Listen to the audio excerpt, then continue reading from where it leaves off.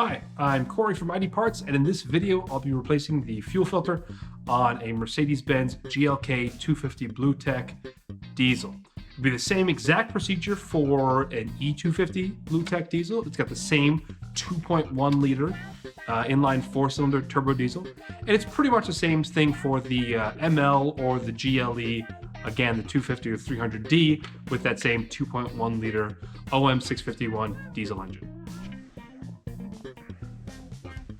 Before we start the job, I just wanted to go over what this fuel filter for this vehicle looks like and go over some of how it's laid out. Obviously, you have an inlet and an outlet on the fuel filter. Fuel comes in on the outside and then leaves the filter through the inside after passing the internal media. You also have an electrical plug here that has 5 pins on it. That's because this does a few things. The first is that it has a water sensor. So if too much water accumulates at the bottom of the filter, it will set a check engine light on your dashboard. The second thing it has is a heater built into it. So when you're starting the car up and you're driving around, the heater is going to prevent or allow the degelling, prevent gelling or allow the fuel to ungel as you're driving around. The last thing you have here is a drain hose. This is for pulling fuel out of the bottom of the filter. So if you get a water and fuel light on your dashboard, a warning light, you can take some sort of vacuum pump, a Mighty Vac or something similar, and pull fuel or pull from the bottom of the filter. So you can pull the water out. If you do get one of those lights on your dashboard, it's really a better idea to replace the filter, but in a pinch, you can drain it using this hose here. So these are squeeze clips or squeeze clamps. And what we have to do is basically slide the squeezing part up so it will unlock from the fuel filter, from the hose. I've got a pick tool here, which hopefully will do the trick for us. 1, 2. Loosen those up. Now the number one rule when doing any type of hose release is to push.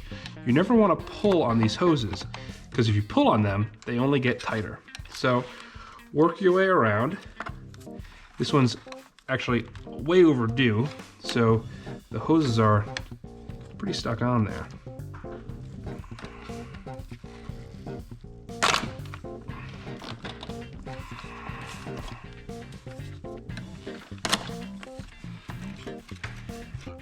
Try to tuck those out of the way, try to keep them upright.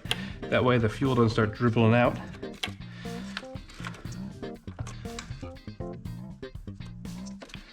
Squeeze the back clip to get the electrical connector off. You don't want to break this, so be gentle. All right, that's it. Now we have to remove the metal clamps from the side. Those are really easy. Just pop your screwdriver in and bend them out of the way and they'll pop right off. There are 2, don't forget the bottom one. 1, 2. There it is. Slide your new fuel filter into place. Make sure you get those hose alignment right. Pop off the protective caps.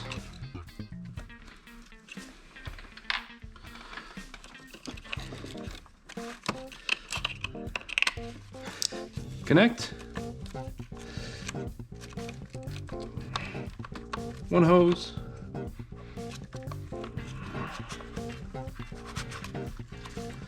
2 hose. Push these clamps back into position. Again, all you have to do is push them. Nothing special about these. It's actually pretty easy to do. 1. This bottom one can be a bit tricky.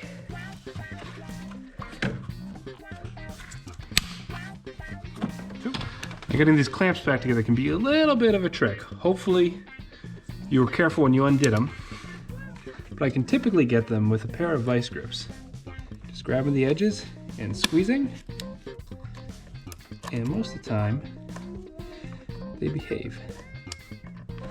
There's 1. I have to bend out of the way a little bit, but that should be okay. And there's 2. Now the last thing we have to do is prime the fuel filter. Luckily, this car has an electronic fuel pump in the fuel tank. So to prime it, all we have to do is rotate the key, don't start it, just to ignition on, and wait until we hear that the fuel pump is fully primed. You can hear the air bubbling. Typically, 30 to 60 seconds is enough time for the system to be primed. Once you're happy with the prime, give it a shot. Let it run for a few seconds to be sure it doesn't stumble. And of course, you always want to double check for leaks, just to be sure everything is held together. This one looks pretty good. Check around the rim there to be sure there's no fuel pooling. That'd be an indication that the clamps aren't tight enough. That's it for this video. This is an easy fuel filter to change on these 650 ones. It's located right on top, very quick. Take the old one out, put the new one in. Fairly mess-free as well. So this is a great thing to do on your own, because a dealership may charge you hundreds of dollars when you can do this in probably less than 15 minutes. Anyway, if you have any questions, leave them in the comments below. If this video was useful, please give me a thumbs up and subscribe to the channel so you'll be notified as I make new videos about your diesel. Thank you for watching as always. Take care.